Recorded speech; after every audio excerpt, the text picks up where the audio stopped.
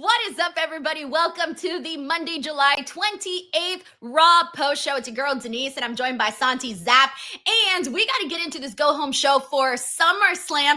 Santi, what an ending to the show. Before we get to that, how are you? I am good. I'm busy with my, it turns out editors do a lot. They do a lot. But we're good. Getting ready for SummerSlam here. And yeah, ready to chat some Monday Night Raw with you here. Did you feel like this was an appropriate go-home show? I loved the ending to Monday Night Raw. And I thought that overall, the entire show, it felt like a lot of the storylines really felt like they had a boom kind of moment for like the ending, like as we make our way to the show. So I felt like they did a good job at doing that. But it was the ending of Raw that really felt like it made the show feel like there was actually some adrenaline, some sizzle into that, because we finally got, at least I think, what I've been wanting to see out of Bron Breakker and Bronson Reed. This is the best that they have looked by beating the living life out of Jey Uso and Roman Reigns. In particular, Roman Reigns. We don't often see this man get manhandled like this. In fact, Santi, I was trying to think about the last time we really saw Roman get manhandled like this, and I feel like one of the last times was maybe with Brock Lesnar. I'm not even really too sure, but I just felt that seeing Roman Reigns get speared the way that he did, get clotheslined the way that he did, and they took the man's shoes off. The disrespect, Santi. Not only that, Bronson Reed, you kinky little freak. I saw you take a big whiff of those shoes. Wait, did he really? Oh, he went. It was more of a kiss, but I like to believe that he took a nice, good old whiff. There is a strong market out there for stinky feet. So I'm just saying, maybe Bronson's one of them, you know? Okay, well, I knew there was a market for like feet fetishes and stuff like that, Yeah, but not stinky. Good old feetfinder.com, you know? Hey, Santi, are you Use on promo Wiki code Feet? Santi. Use promo code Santi on feetfinder.com. Are you on Wiki Feet? No, what is that? Wait, you don't know what Wiki Feet is? Okay, first of all, you need to relax, because that is that. I promise you that is not something that you would say to somebody in your regular life. You don't know Wiki Feet? A lot of people know Wiki Feet. It's a thing. Okay, what is that? Is that just a Wikipedia of people's feet? Yes, it's exactly what it is. If you go in there and you type in like a celebrity's name, people literally post pictures, any picture that is possible, of their feet. Even if you could barely see one little toe, anything, it is up there. I'm looking for mine. And you can rate the people's foot. So you can rate like if it's a beautiful foot or an ugly foot. Do you have one? Are you on? No, I'm not on there. Thank God. Okay, well, do yourself. Do not search Denise Salcedo, okay? Do not search. Literally in the process right now. Denise Salcedo. I cannot believe you're on here. You're on Wiki Feet. What the fuck? How do you think I know about it? I found out about it, and I found out I was on it, and that people posted my picture. And they rated my fucking feet, Santi. Did they consider your feet pretty at least? I don't know. Denise, you are shockingly barefoot a lot, clearly. No, those pictures are old. I make sure to like watch my feet now. Ever since I saw that my pictures get posted. And I don't know, like there's someone legitimately updating this stuff. Like they look forward to it. Like anytime your foot gets caught in any sort of whatever, someone sees it and posts it up. I swear, it's crazy. That is hilarious. I'm sorry that your feet are being objectified like this. What pisses me off the most, Santi, is that people are rating it without getting a clear, concise. You're mad? Like, first of all, you're not even getting the good lighting, the good angles. Exactly. They're getting like far away shots. But anyways, so I think we're bound to see by the end of the night. I'm pretty sure Roman Reigns' sock feet are gonna be on Wiki Feet at some point. Seems that way, yeah. Anyways, moving on. So how'd you feel about what you saw tonight? I'm like partly there with you. I love the ending. I thought the ending was brilliant. The destruction of Roman Reigns, the double spear through the barricade. When you think that the beating is done, it keeps going. I really, really liked how strong Bronson Reed and Braun Breaker looked here. This is the most impressed that I've been by Seth Rollins' faction since the debut of Braun Breaker within the faction. And it's now been a long time because that happened the night after WrestleMania. So we're talking about a handful of months at this point. This is the most impressed that I've been with this group and Braun Breaker in a while. It was definitely one of those moments that's like reminded me, I'm like, oh yeah, this is a Mania match. Braun Breaker versus Roman Reigns. This is a WrestleMania match, and we're gonna get a little taste of it at SummerSlam. The rest of the show I thought fell flat. We're obviously gonna go through it like segment by segment, but I thought that most of the rest of the show was rather weak. Well, here's the thing in regards to the stuff about Braun Breaker and Bronson Reed and all of that. Do you think that in a way they're shining brighter now without Seth Rollins? And mind you, they're also seeming like they were trying to figure out, I guess we're trying to make sense of who is the actual leader now. Like, is it Paul Heyman? Is it going to be Braun Breaker? Because Braun Breaker said, hey man, I have a plan today. And it looks like he did because they ended up being the ones that were on top of this entire situation. So do you think that Paul Heyman should be the leader, or do you want to kind of see a world where maybe Braun Breaker takes the reins a little bit more so in this group? Yeah, let me just quickly close your Wiki Feet page. I still had it up. Yeah, I mean, I think the answer is just by default, yes. They are shining more in a situation where they have to, right? There's more of a spotlight on them. And I think the most important thing is that they're taking this extra time that they're appearing on TV, this extra spotlight, and shining. They could easily suck. They could easily fall flat. And they haven't done that since they've been forced to really have to carry the mantle of Seth Rollins and this group. So maybe a little bit of a silver lining with the Seth Rollins stuff. It kind of forces people to wear a different hat in light of changing circumstances. And I think that they're both doing a really great job. And I like the idea of Braun Breaker kind of like asserting himself as a leader in the absence of Seth Rollins, because whether it's their intention or not, to me, it plays nicely into a future power struggle between Braun Breaker and Seth Rollins when that inevitably happens. Exactly that, man. That's what we need to see. I think this is now the opportunity. This is it. We've been talking a whole lot about how Braun Breaker is the future, right? How he has so much potential. He's a future main eventer for WrestleMania. Well, the time is now. It's right now to make this guy into something, because, who knows how much longer Roman Reigns is going to be here in WWE. I'm pretty sure at some point Hollywood's going to come knocking and he's going to be leaning towards that direction. I don't know. The point is we have Roman Reigns right now, and this is the time for him to do that. And when Seth Rollins comes back, I do eventually want to see Braun and Seth, like you said, have that power struggle. So I do hope that Braun Breaker is the guy who kind of takes the reins and becomes the leader in this scenario, because he needs to add more to his aura. He needs to add more to who he is and build his stock up. And right now is the perfect opportunity. This is what I think they thought they had when they had Solo Sikoa's bloodline go after Roman Reigns and all of that. All of what they thought they were doing at that moment is happening right now. Like, this is the one where you run with it. So I'm really looking forward to the SummerSlam matchup and then eventually getting to that one-on-one. But we got a couple of super chats here. We got McTaro here who says, Santi, did you order a thief shoes, or did you ask Bronson Reed for the shoes from Roman? What are a thief shoes? I don't know. I was hoping you knew. No, I don't know what that is. But no, I constantly praise Roman Reigns' shoe game though. He pulls high tops off real nice. Yeah, he does. He should, right? He's loaded. Thank you, Victoria. We got Abs Fatty here who says, Lisa, when Santi pulls up, mention that his favorite episode of SpongeBob is the panty raid one, and he's doing a panty giveaway. Bro, I thought you were giving away a door last time. Now it's panties? No, that is not my favorite episode of SpongeBob. Which one's that one? The panty raid episode?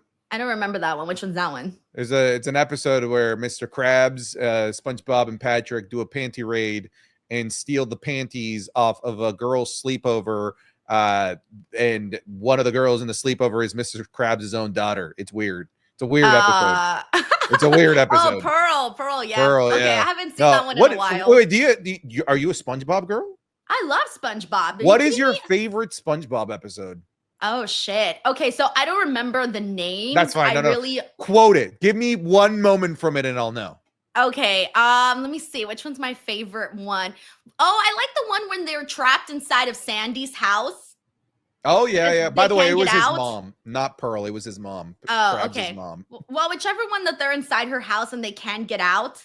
Because Sandy's hibernating and she turns into this giant scary squirrel. Yes, and she's scary, the scary squirrel. Yes, I'm Dirty Dan. Yeah, for me it was. Do you remember the Smitty Werber Jaegerman Jensen? It was his hat, Mr. Krabs. He was number one. Okay, maybe you're just a more hardcore SpongeBob fan. I am a hardcore bobber.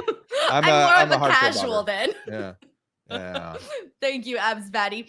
We got infamous, but I do live for SpongeBob memes, though. SpongeBob memes are life. All right, thank you. We got infamous Raider Loco here who says, if Bronson Reed smashes your family jewels, get yourself some Blue Chew promo code Denise and get back in the game in minutes. You'll thank me later. Amen. Thank you, Frank.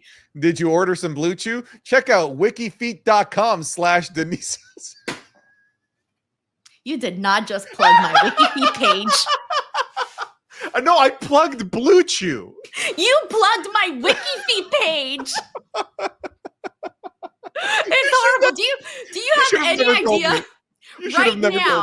Right now, my Wiki Feet page is probably getting the most hits out of like anybody.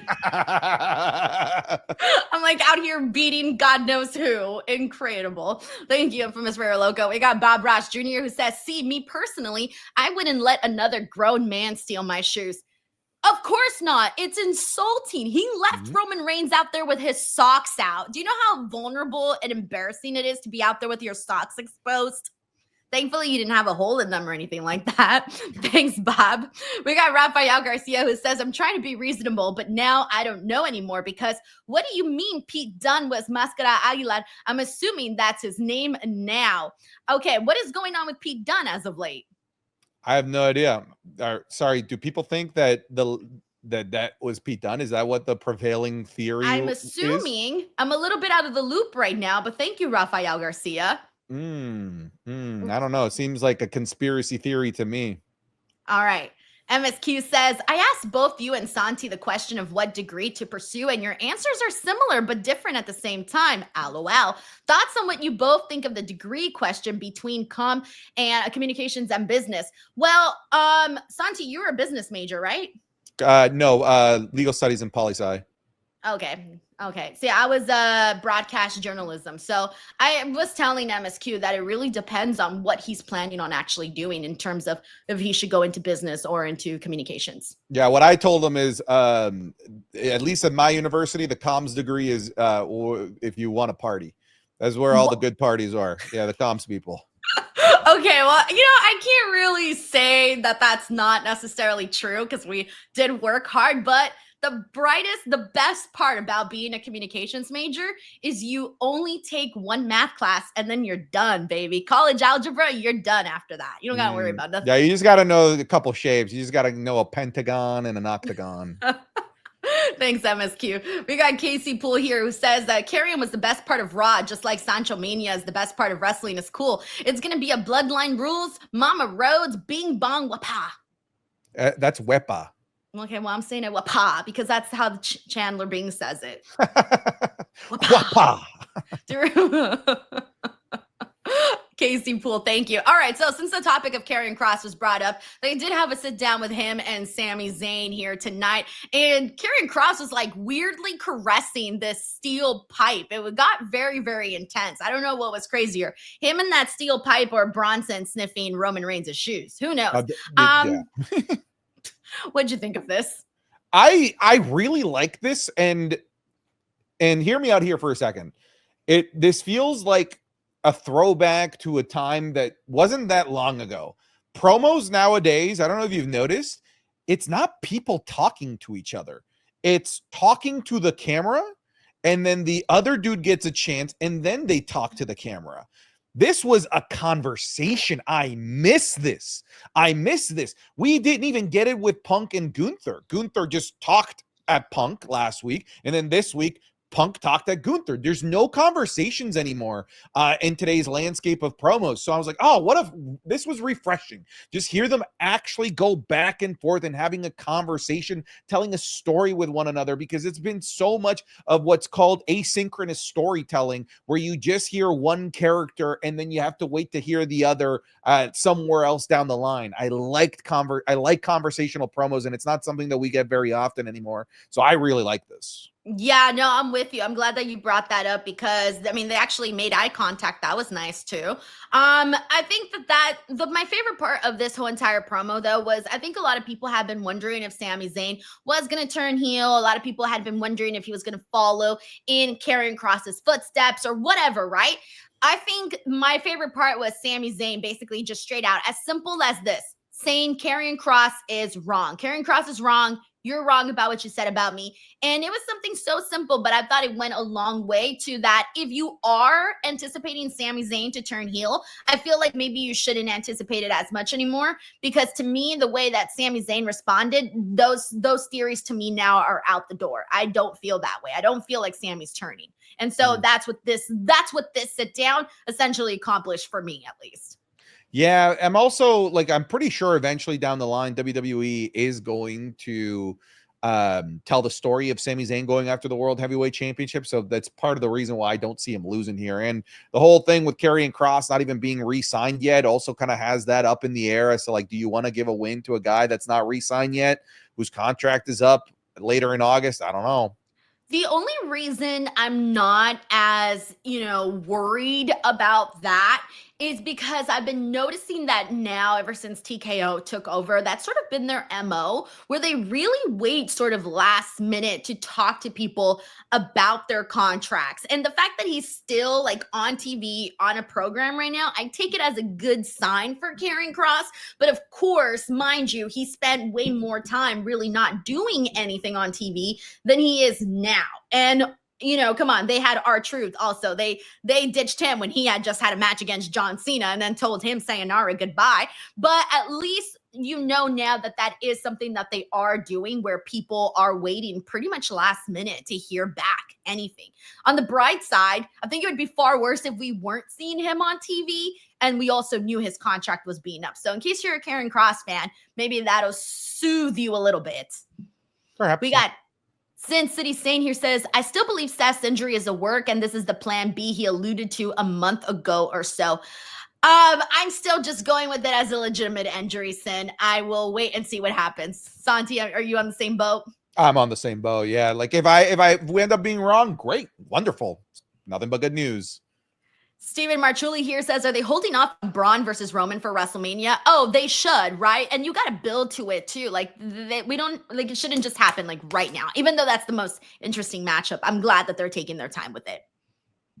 Thank you, Steven. We got Infamous Rare Loco here who says, rule number 1, Denise, don't tell someone not to search. We gonna search every time, especially telling a Latino, don't do it. Oh, we be doing it every time. Santi just got blindsided by Denise's feet. Hilarious. I just didn't think there was going to be that many.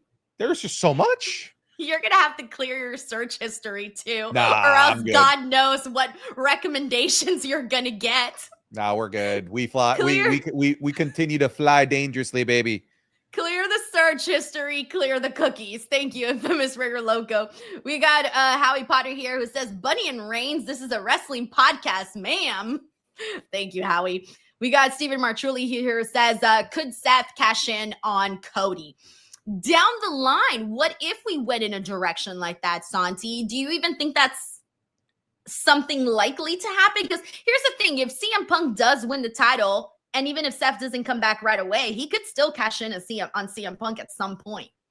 Yeah, if CM Punk is champion, I'm expecting Seth Rollins to cash in on CM Punk. That's been the Seth Rollins MO, right? To make sure that CM Punk is not a world champion within the WWE so long as he's breathing.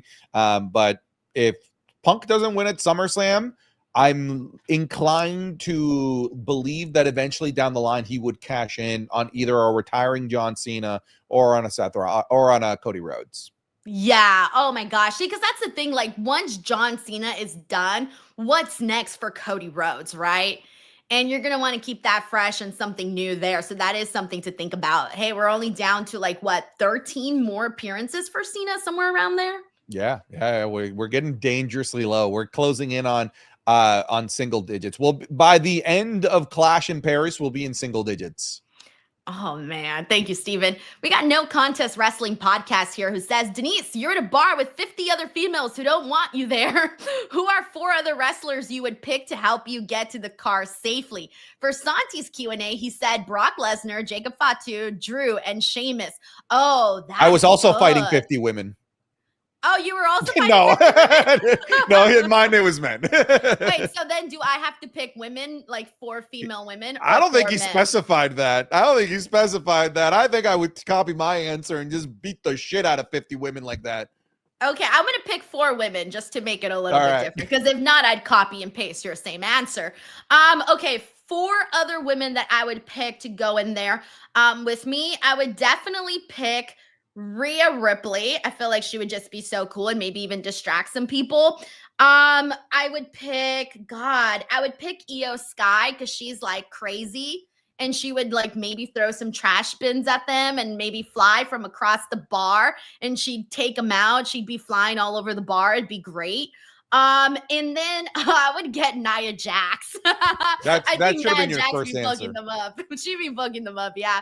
Nia Jax. And then my last one would be Naomi because she's crazy and she's willing to do anything. So I feel like we need some psychos on board. If she was still a wrestler, I think the first answer should have been Ronda Rousey. I was thinking Ronda and I was also thinking about Shayna. Yeah, those were the other 2 I had that crossed my mind. Thank you, No Contest Wrestling Podcast. We got Ladder Jeans here who says, be honest, how do you really feel about that Randy and Drew tag match? It sucks of what they've wasted Randy and Drew like this. This is usually a Miz thing. I mean, you're not wrong, but here's the thing, Santi. You and I have spoken about this in the past. We weren't really thinking like, hey, man, like Drew and Randy could be in a whole other match. I'll be honest with you. Since we last spoke about this, I did like the promo that we got on SmackDown. But am I still going, oh my gosh, this is going to be an incredible matchup? No. I still want bigger things to happen, specifically for Drew. What about you? Yeah, I've been pretty vocal about this. I don't love it. I've accepted it now, though. You know, we're there. There's no point in crying and whining about it. I think it's just going to be a fun match. I already told everybody that I will oil up if Jelly Roll does a shooting star press at some point during this match. It's not impossible, but I think it's not likely to happen. Is it just specifically the shooting star press, or what if he goes out there and does something else, something crazy? Like just specifically shooting star press. It's got to be a shooting star press. Yeah. All now, right. if he does a 450, not good enough. It's got to be a shooting star press. All right, that's fair. We got Isaiah Sanchez here who says, Patrick getting zapped 5 times by Neptune to hype up his boy gave birth to my sense of humor. Who's your favorite SpongeBob character, Santi? I mean, like the answer is always going to be Squidward. As I get older, I identify as Squidward more and more. It's like, oh, I get it. I understand this man. I'm with you. Mine is Mr. Krabs. I love him because he just wants money, and I find that so funny. So yeah. I think Mr. Krabs is the best. Thank you, Isaiah. We got Infamous Rare Loco who says, damn, first Reddit, now Wiki, damn Denise all over. Yo, I didn't sign up for that Wiki page, though. Let me tell you. We got David Primera here who says, which feet will sell more, Bron or Bronson? Ha ha. What? I think Bron's feet would probably sell more. Wait, you said Bron or Bronson? Bron. Okay, then I'm going to make sure to vote for Bronson because I don't want this to be 2-0. I want this to be 1-1. I don't want Bronson to feel bad about his feet. Yeah. We got Dominic Cena here who says, thoughts on tomorrow's Netflix documentary, Unreal. Santi, will you be watching? Yeah. Like, it's not going to ruin Santa Claus for me like Paul Heyman tried to at the start of the show. Cat's already out of the bag. I already followed into the weeds of professional wrestling so much that like this isn't going to impact anything for me. I think if anything, it'll just be interesting for me. Now, if you are somebody that's still kind of like maybe doesn't analyze professional wrestling anywhere near as much as me and Denise does. Hell, if you guys are watching a post-Raw show, you probably fall into the category of an individual that overanalyzes professional wrestling. This is a show for you. It's for the yous of the world, for the us of the world. But a casual wrestling fan, I could see them not being interested and not wanting, to learn how the sausage is made. But I definitely do. I want to see it. I think I was honestly a little surprised by how many people were saying that this was going to ruin professional wrestling, that they hated it. And I was surprised because of how much is already out there. Like, there's already so much information that I guess is just a little surprising to me. But I think you're right. I do, for example, I have relatives who are wrestling fans and they got Netflix, right? They don't know about this type of stuff. Like, they don't know the ins and outs of pro wrestling the way that, some other people do because they're casual WWE fans. So for those people, it is going to be kind of like, oh, they really went there? Whereas I think for the hardcore fans, you're just thinking, hey, I already kind of know all this stuff. Look, I'll say this. This could be big. I don't want to say that it will be. There was a big boom over the last couple of years in the fandom of Formula One, especially outside of Europe, with a Netflix show that showed the behind the scenes called Drive to Survive, that followed the behind the scenes of the pit crew, the drivers, and it drew a lot of fans or a lot of new eyes or lapsed eyes towards current day Formula One. Maybe it does this for wrestling. I don't know. It could be something like that. Depends on, how hard it's pushed and how curious people are. But yeah, I see no problem with it existing. Is that why they did the show then, to kind of take off of that Formula One popularity? And it was a Netflix thing. The Drive to Survive was a Netflix thing. That makes sense. Thank you, Dominic. We got Chris Ledeck here who says, with this being John Cena's last SummerSlam, what are your top 5 favorite John Cena SummerSlam matches, win or loss? First one I have to mention is obviously his match with AJ. That's the first one. Obviously, he also worked Randy there. Those are the ones that kind of pop into my head like right away. Yeah, for me, I loved having Jon Stewart be involved. That was my favorite moment when Jon Stewart. I'm kidding, Denise. Come on, you got. I was laughing. I was like, okay, you got to cut me off. I was like, come on, Denise, cut me off. No, I like obviously be weird. The AJ Styles match. I like the Roman Reigns match that he had when he returned post pandemic right after Money in the Bank, and then they built up to Roman and Cena at SummerSlam 2021. I like that one too. Cool. Thank you, Chris. We got No Contest Wrestling Podcast here who says, okay, now for Santi and Denise, 25 women and 25 men in a bar that don't want you there. Respectively, who are 4 other wrestlers, male or female, you would pick? Santi's 4 and Denise's 4. All right. Jacob Fatu is definitely on mine for sure. I thought I already gave you mine. Did I not? Yeah, but now he gave you 25 women and 25 men. Oh, so it's like, okay, so I picked two probably like what, 2 dudes, two women. Yeah. Yeah. Jacob Fatu, Darby Allin for me because he's crazy too. Okay. Oh, Samoa Joe. It's another one. That's a good one. I'm trying to think. I can't think of the 4th one. I'll go with mine. I'll go Rusev. I will go El Grande Americano, legend. What? Give me Raquel Rodriguez out there, big booting some ladies. And I haven't picked Nia Jax yet, so I'll take Nia. I just need one more guy. I don't know who to think. All right, I'm just going to put whoever. I'll put Drew. I can't think of no names right now. Thank you, No Contest Wrestling Podcast. We got Kobe Smith here who says, you talked about your favorites, but do you have any least favorite SpongeBob episodes? Ooh, that's a tough one for me because I don't remember like them specifically like that. Oh, you know which one I do hate? The jellyfish one. The one where they get stung with all the jellyfish. It really grosses me out. So for that reason, it's the jellyfish one. I hate the one where SpongeBob is nerding out over the sea cucumber. Kevin, I don't like that one. All right, we got Steven Martrulli here who says, could you see Bayley's heel turn leading into a horsewoman versus the new comer story after Charlotte turns on Alexa? All right, so that's a big thing that we got to talk about today. Bayley was interviewed backstage and she was asked about how basically she's not on WrestleMania. She wasn't on WrestleMania. She's not on SummerSlam. She's been losing everything. It's all going downhill. It looks like we're getting an emo Bayley at the moment. And everybody's wondering, like, okay, does this mean she's turning heel? You know, she's going to get super frustrated. She's going to start to lash out. That is kind of the direction that it feels like we're going into. I don't know what else they would be doing with her right now, especially if they're using this stuff to make her seem like really sad. Like, that's what we're getting. We're getting emo Bayley. Yeah, I think the only logical place that they might end up in is a heel turn, and then her versus maybe Lyra. If Lyra ends up winning the Intercontinental Championship, maybe that's the fall program. I just don't know. I guess I read this whole story wrong because I was originally thinking that Bayley would be the one that was in this matchup against Becky. So I feel like ever since they had Lyra win, I've stopped trying to predict this story at this point, because I'm thinking like, all right, you can stick with Becky with the title. You can go with Lyra. You can do whatever, right? Like, it's fine either way. But I just don't know anymore what they plan to do there. But if Bayley, I don't know that we would get like a horsewoman versus the newcomer story. I mean, obviously you do have Becky as a heel, but I just don't feel like Bayley should be helping Becky either right now, because Becky did her dirty in the first place, taking her out of the WrestleMania match. So I don't really see them being like on the same page right now. Thank you, Steven.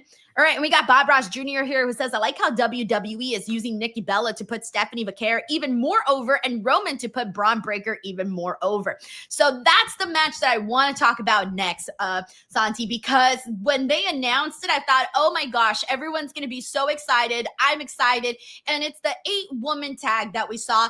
Naomi, Chelsea Green, Naomi. No, that's wrong. Rhea Ripley, Iyo Sky, Stephanie Vaquer, and Nikki Bella versus Naomi, Chelsea Green, Piper Niven, and Alba Fire. And so this was fun, man. Like, so much action. All the girls getting in there. How'd you feel about this? I actually didn't like this. So what? It's interesting. Why? It was fun. I thought it would I liked the maybe last 5 minutes when I liked it when Stephanie Vaquer did the Devil's Kiss on. Okay. But I think everything up until that point, it felt disjointed to me. It just, I don't know. It totally felt like I was on board with every single one of these women as an individual, but put together in this big mess of a match, I wasn't vibing with it. I think what it was lopsided. And let me explain to you. I had fun with this, but I do get what you're saying, because when you look at the one side of this match, which is your baby faces, you got a lot of girls that can really, really go. On the opposite side, yes, you have Piper Niven who can go too. But right now, the Secret Harvest thing is kind of slowing them down. Like, the gear that they're wearing and all of that really isn't allowing them to go at their full potential. And yes, Naomi's great, so she was fine too. But a lot of this match was primarily Chelsea Green being afraid of everybody. She was afraid to be in there with anybody that was in the ring. And then so was Piper, and so was Alba. Even both of them were somewhat afraid.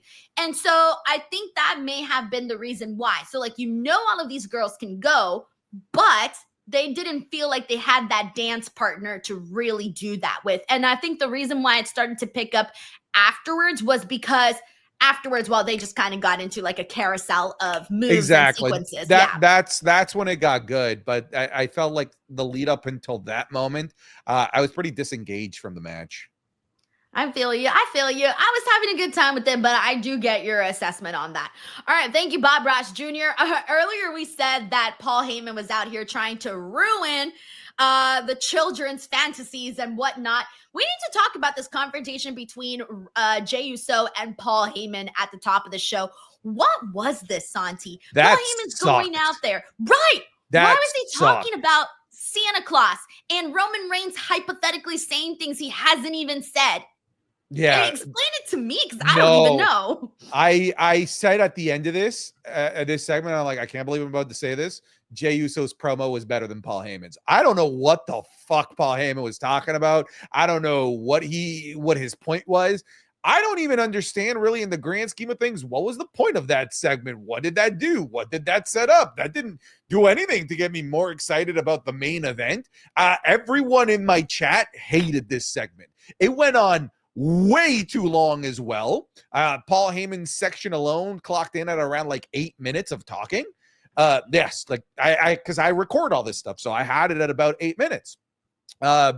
And most of it was just nothing that really drove home a point that got me excited for SummerSlam. Something that Paul Heyman has been doing over the last, I've been seeing it a lot more in the last like 4 weeks, is this like inability to talk when people are chanting things. He didn't used to like acknowledge chants and allow chants to really take over his promo, but now he pauses so much to allow people to chant OTC, CM Punk, whatever it might be. And it's like artificially dragging his promos out. And it's taking him longer to get to the point. This isn't something that Paul Heyman used to do. It just started recently, and I'm noticing it a lot. Wow, I didn't notice it until you said it right now, and I'm going to pay closer attention to that. I was trying to figure out, okay, last week's Paul Heyman's promo did not make sense. This week, it did not make sense. Usually, Paul Heyman is the guy that you're thinking he is a genius on the mic. He is awesome. What the hell has happened the last 2 weeks? The last 2 weeks have felt so just random, unprepared. I mean, maybe it's just the fact that Seth Rollins isn't there. You know, they had a plan, they had a direction, and that completely derailed it from the looks of it. I don't know. That's the only assumption that I can make at the moment, but it's weird to sit here 2 weeks in a row and say that Paul Heyman's promos either A, sucked or didn't make any sense. It's weird. We don't say that. I know. I was flabbergasted. I'm glad that we are on the same page, because I was like afraid to think that Paul Heyman has had bad promos recently. But he has. You started thinking, you're like, is something wrong with me? Yeah, like, am I the problem right now? Like, am I the one that's messed up? No, I don't think so. I just think that something is off at the moment, and I'm thinking it's the direction of the story. So let's get into, we need to talk about Dominic, your boy Dominic and Roxanne. They were in a 6-person mixed tag team match with AJ Styles, Asuka, and Kairi Sane versus Raquel, Roxanne, and Dominic. I'm just realizing, who booked this episode for matches? Was it Teddy Long? This is nothing but tag matches. Yeah, you're actually kind of right. You realize it right now. But three interesting things I would say happened, or maybe two. Roxanne and Dominic helping each other out, kind of protecting each other both in this matchup. And then also AJ Styles and Kairi Sane, the tag team I never knew I needed. That was fun. That was cool. When he threw her over. I like that. Look, I actually didn't mind this match. I thought the match was actually a lot of fun. The question I brought up here is, why was this the Kabuki Warriors and not AJ, Charlotte, and Alexa to get us, more pumped for SummerSlam? Like, the Kabuki Warriors literally, like, last week lost clean to the Judgment Day. Like, there's nothing there. And if this match is to be a SummerSlam taste test, a SummerSlam like teaser, I would have liked Charlotte and Alexa here over the Kabuki Warriors. Nothing wrong about the match. I'm just at first glance, with what this match was designed to do, which was to get people excited for SummerSlam, with this being the go home, I felt like Alexa and Charlotte would have been a better treat here too, because you usually don't see them on Monday Night Raw either. Yeah, no, I was sitting here going, oh shit, wait, why are they teaming up together? But then by the time the match started, I kind of got over it and I got into the match. So I was like, whatever, I'm enjoying myself. I did say, I was like, cool. It's like a Japan connection. Like, because all three of them were from different Japanese promotions. You're right. Yeah, I didn't even think about it that way. Oh, shit. All right. We got Hassan Batla here who says Paul Heyman has always been an in-your-face guy. His Oracle character speaking in riddles isn't working. Also, headline, Santi hates women's wrestling. Damn, Santi. They're putting that on you now? Apparently, hey, if you just don't love a Secret Harvest match, then all of a sudden you hate women's wrestling. You know that happened to me, right? But with tag team wrestling. Yeah, I forgot. I didn't like the grizzled young vets on freaking AEW, and now I hate tag team wrestling. So I can't shake it off. Once it's on you, it's on you. Thank you, Hassan Batla. All right. We got Infamous for your local with a very generous super chat. Frank, thank you as always for your support. He says, non-wrestling related. 1 week from today, my baby girl, 19, leaving me and moving to Georgia with her fiance. It's been a tough few days. She's in LA with my folks and sis enjoying her vacation. I couldn't make it, so I'll have SummerSlam weekend with her. Killing me though. Aw, I'm so sorry, Frank. You know, when your kids grow up and they move out, you're just like, please come visit me. But and it's going to be a while to get used to not having them at home. But also, you know that you did your job and you raised an adult that's going on to the world and is going to provide to society. So I know it's hard, though. No words really help out with that kind of stuff. Just, you know, hopefully she comes to visit a lot. Thank you, Frank, for the love. Seriously. All right, let's see what else we got here. Sheamus and Grayson Waller. Sheamus defeats Grayson Waller. Rusev comes out and attacks Sheamus afterwards. Are you surprised that they're keeping the Sheamus Rusev story going? No, because they're tied, right? They're tied 1-1 in terms of you're wins, right? Damn, so I didn't even remember that. Yeah, so I was expecting a tiebreaker of some sort. So not surprised. All right, cool. We got Bob Ross Jr. here who says, I'm planning to go to the NXT live taping tomorrow. I hope I get to see Blake Monroe and Denise's favorite, Andre Chase. God dang it. See, everyone knows I also, well, that one's true. That one I really am a fan. I can't even deny it. Bob, thank you. All right, Lyra and Becky Lynch, the feud that continues. Lyra Valkyria brought out her Becky Stompers. I hated this. Shoes. I also hated this. But Santi, the Becky Stompers actually worked though. Technically, yeah. You know what's funny about this? Me and my chat were talking about this. I'm like, that was a Becky Lynch babyface promo that Lyra Valkyria cut, where she's weirdly trying to get something over that, like, what the fuck? I don't care about this. Remember the hat? Yeah, you guys like the hat? Yeah, okay, the hat stays. I was like, what the fuck? Why are we talking about your shoes? The Becky Stompers. So it was probably Becky's idea. Like, let's go have you do Becky Stompers. 100%. I'm like, this has Becky Lynch written all over it. Yeah, you're right about that. You're right. Did you watch Happy Gilmore 2? I did. It's terribly awesome. Like it's so bad, but it's my humor. It's my type of humor. I'm like, I wouldn't show this to somebody that's like wanting a good movie, but like this is a Santi movie through and through. I loved Bad Bunny. He was my favorite in the whole movie. He was hilarious. Would you like breadsticks? Yeah, every time it killed me. I died. I've been walking around saying that to Sarah, who has not seen the movie. I just keep offering her breadsticks. It's hilarious. Yeah, you guys should check it out. I thought MJF did really good in his role. He looked good. Becky Lynch looked really cool in the outfit that they had her in. I liked how she had more lines. But yeah. No, you know what? In the beginning, when she did the titty twisting thing, I thought that was it. I didn't even think we would get even more of that, but we did get a little bit more. But yeah, her part wasn't as big, but still a pretty cool moment. Let me see what we got here. We got Terrence Matthews who says, team up between AJ and Kabuki Warriors was because of last week AJ and Dom got involved in the women's tag match. But were the Kabuki Warriors in that?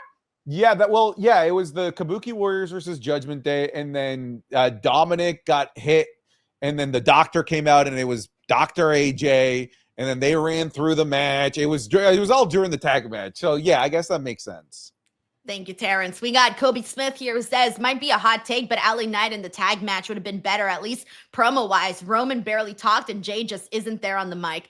Nah, I'm good with all these guys. All 4 guys, I'm sold. I'm in. But thank you for the hot take, Kobe. We got Hassan Batla here who says, do you guys know if you could watch Super Show Mexico anywhere? Gunther versus Penta intrigues me. I don't know, actually. No. The Super Show that WWE is doing, they're not putting it on YouTube?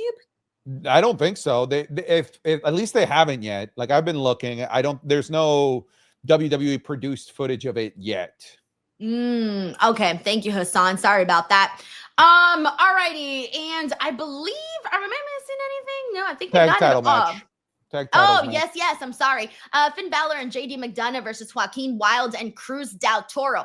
My big takeaway from this, Santi, is that based off of how LWO performed in this match and the fan reaction, there is more there. they got to pick at it and try to bring more out there with the LWO. They might have something there with them. And I think they do if they gave them a chance, an honest to God chance. I say that about the whole division. Like when people are like, oh, you guys got to send more tag teams from SmackDown over to Raw. I'm like, that's not the solution. The solution isn't more tag teams.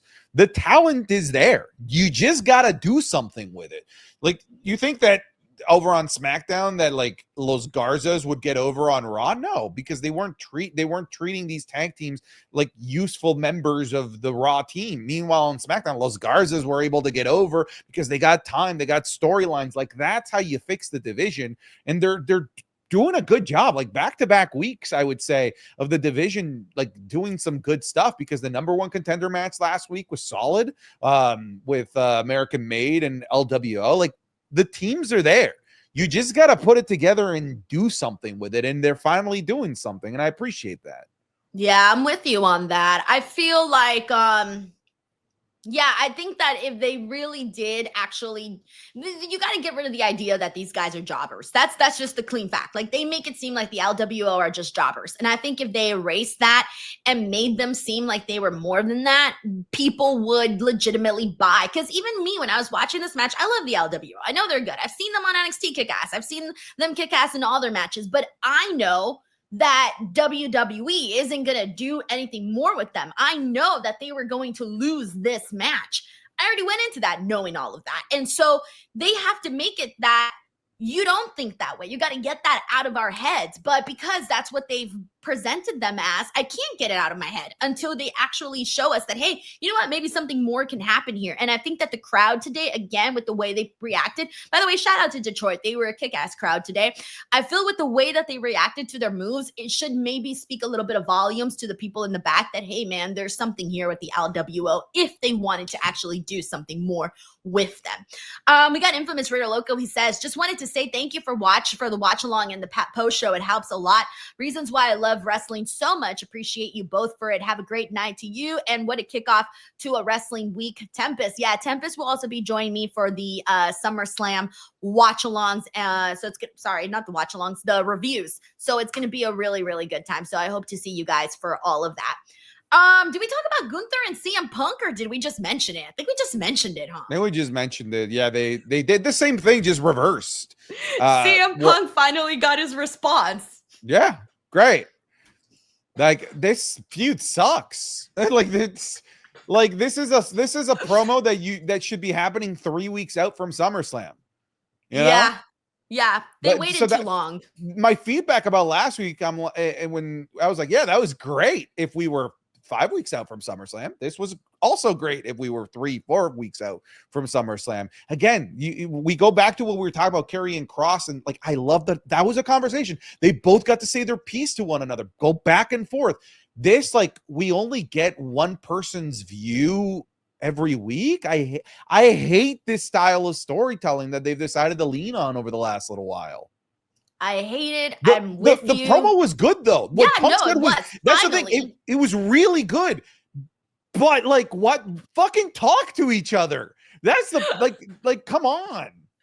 It was a week later, though. We would have gotten this last week along with what Gunther said last week. We would have been out here raving. And I think this week should have been a fight, a brawl. Like, I can't get my hands off of you. And then, hey, we're on to SummerSlam. We're on the road, baby. And, hey, there's a potential that this match could be the main event for their night. And there's going to be some people going like, oh, man, that's the main event. Doesn't feel like it. It's making it the main event because it's still for the World Heavyweight Championship. We're probably going to see CM Punk walk out as champion, but the feud itself doesn't have the main event gasoline added to it. It doesn't have that. It seems like it's a lot of relying on, well, it's just Gunther versus Punk. You're going to love it. And I'm like, well, shit, you're kind of right. But I would have liked the story attached to this. But yes, I am just by default excited about it being Gunther versus Punk. You're not wrong. I'm with you, man. All righty. Well, there you guys have it. That was Monday Night Raw heading into SummerSlam. It is going to be a super busy weekend. SANTI is going to be pumping out content. I'll be pumping out content. There's just going to be a lot happening. So make sure you guys check it all out. SANTI, where can people find you and support you? You can find me on whatever platform that you like. I'm on Facebook, Instagram, Twitter, Kick, Twitch, YouTube, you name it. I'm there. but not Wiki Feet. Suck it, Santi. People in my chat said that they made me a Wiki Feet profile. Shut up. Go look for it. Yeah. Is it up there? I don't know. Do you have any pictures with your feet out? I don't Like think at the so. beach or something? Oh, wait. I definitely did an ad for some socks. Did I show my feet in that?